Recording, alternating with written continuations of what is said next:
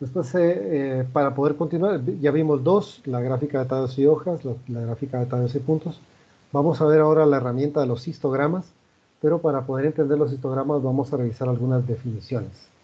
La primera es que es una variable numérica discreta.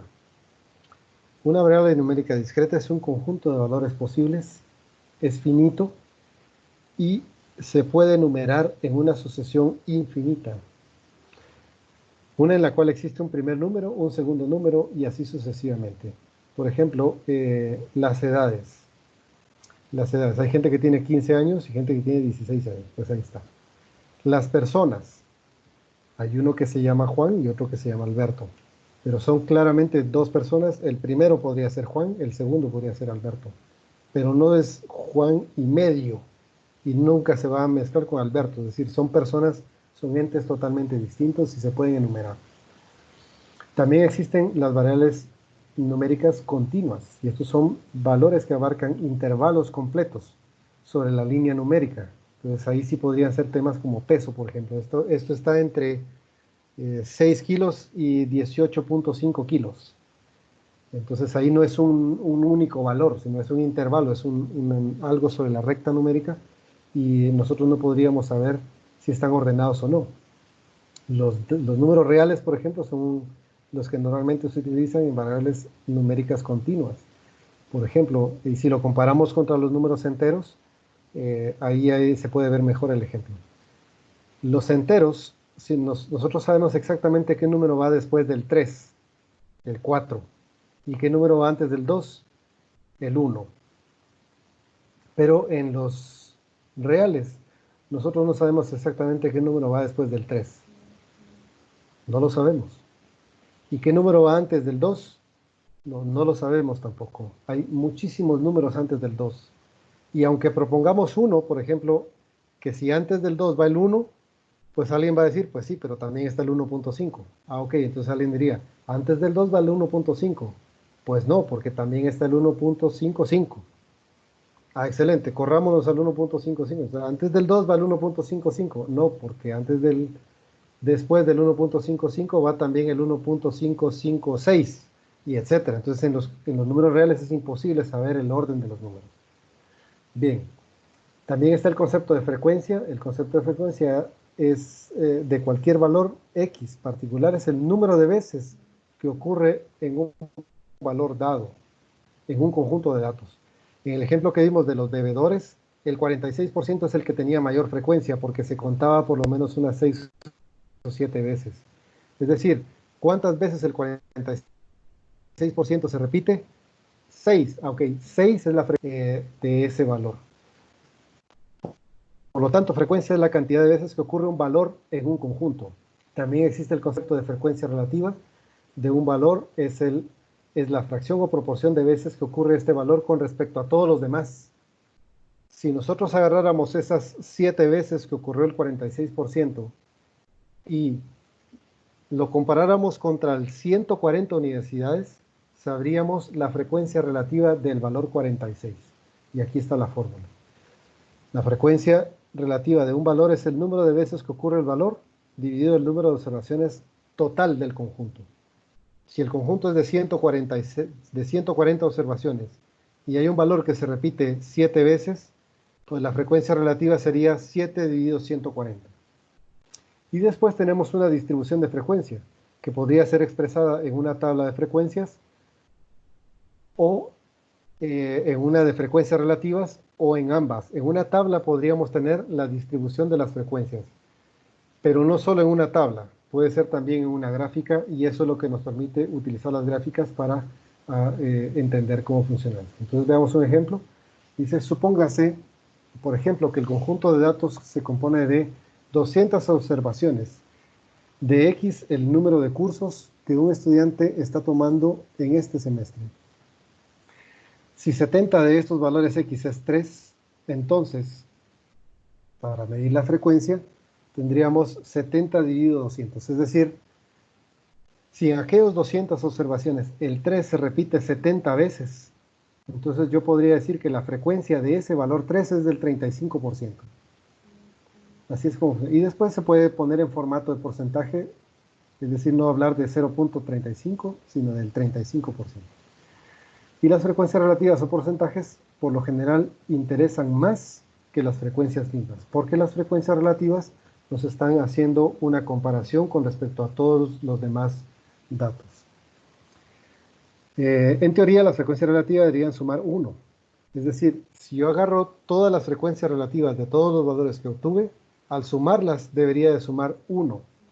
Pero como es una división con respecto al total de valores, puede ser que tengan muchos decimales y cuando yo los sume, si no incluyo todos los decimales, es posible que no sumen completos, porque algunas cantidades se redondearon. Pero si yo lograra sumar todos los decimales de todas estas divisiones, seguramente daría 1. Muy bien, basado en esos conceptos, entonces puedo llegar ya al concepto de histograma. Utilizo los datos que voy contando o que voy midiendo para poder hacer un histograma.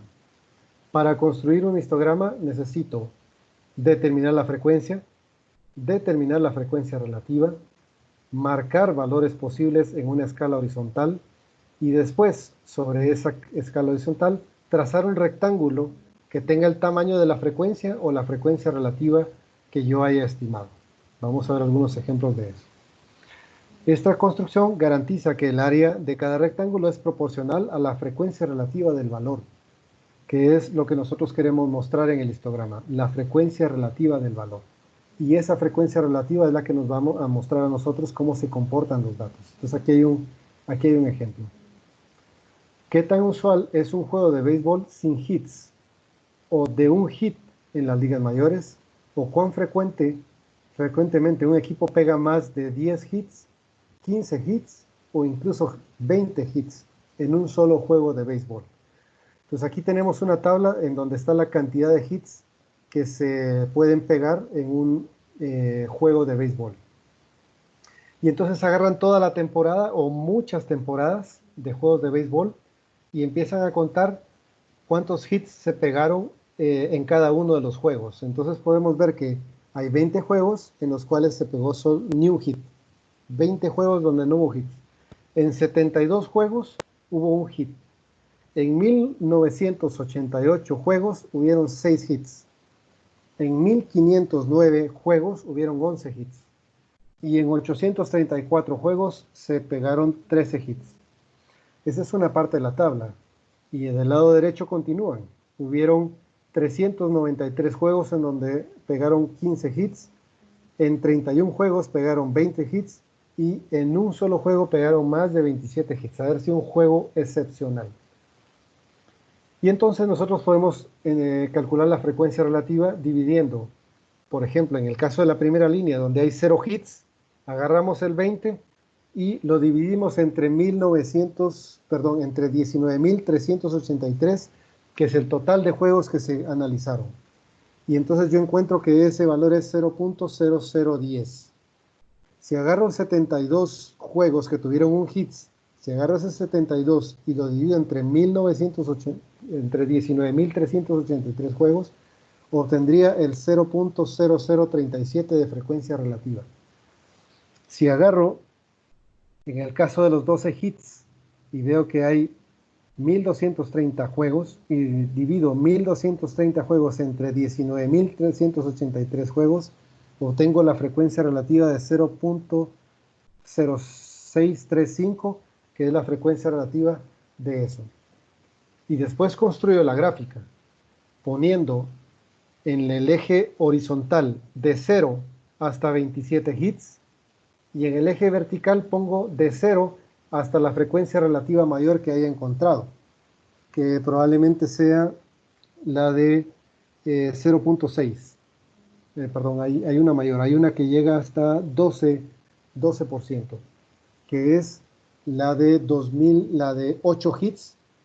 8 hits se pegaron en 2.403 juegos y por lo tanto tengo el 0.1240 de frecuencia relativa. Eso va en el eje vertical. Y entonces voy a ir poniendo cada una de las frecuencias relativas sobre la cantidad de hits y se construye una gráfica de campana como la que estoy viendo, que es la gráfica de la frecuencia relativa. Si yo sumara todas las frecuencias relativas, así como lo hicieron en la tabla, veo que debería de sumar 1. pero suma 1.0005. Ese último 0.005 es porque se redondearon los decimales y solo se utilizaron 4 decimales, pero en realidad la suma es 1. Y entonces se pueden ir construyendo estos histogramas para poder tener toda esa riqueza, digamos, de la vista gráfica de esta información. Hay histogramas que son continuos. Nosotros acabamos de ver un histograma discreto porque se pegaban cierta cantidad de hits. No había medio hit, pero sí hay 20 hits o hay 18 hits, pero no hay 18.5 hits. Por lo tanto, ese histograma que vimos es un histograma de datos discretos, pero se pueden construir histogramas de datos continuos y básicamente funcionan igual. Lo único que debemos de tener cuidado es cómo vamos a trabajar estos valores de los rangos que se utilizan, porque en las variables continuas se utilizan rangos porque no hay valores concretos, no hay valores discretos que se pudieran poner en la parte horizontal. En los ejemplos vamos a ver un poco más cómo funcionan estos datos de los histogramas continuos. Pero definitivamente que se tienen que definir anchos de clase porque no hay datos concretos en el eje horizontal.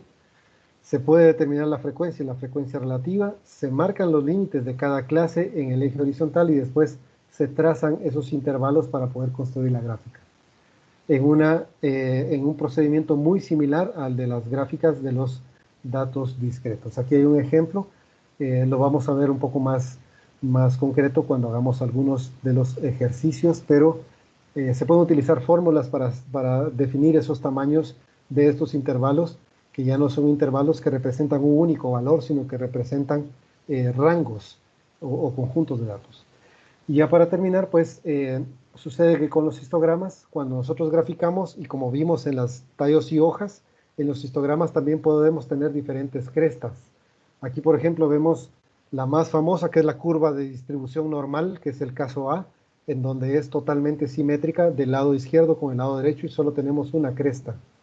Pero también tenemos bimodal, que es donde tenemos dos crestas, en el caso B, o también tenemos positivamente asimétrico, que es en el caso C, en donde la gráfica no es simétrica y está un poco sesgada hacia el lado izquierdo. Y también tenemos negativamente simétrico, que es el caso D, en donde tenemos un sesgo hacia el lado derecho. Los histogramas, cuando se construyen, nosotros vamos a poder ir viendo estas formas y todas son representativas y todas nos dicen algo. Por eso es que esta parte visual de los histogramas es tan útil para poder entender cómo se comportan los datos. Y ya para terminar, se pueden construir datos cualitativos o categóricos. Los que vimos anteriormente son datos cualitativos, pero existen datos categóricos. Por ejemplo, las calificaciones en algunas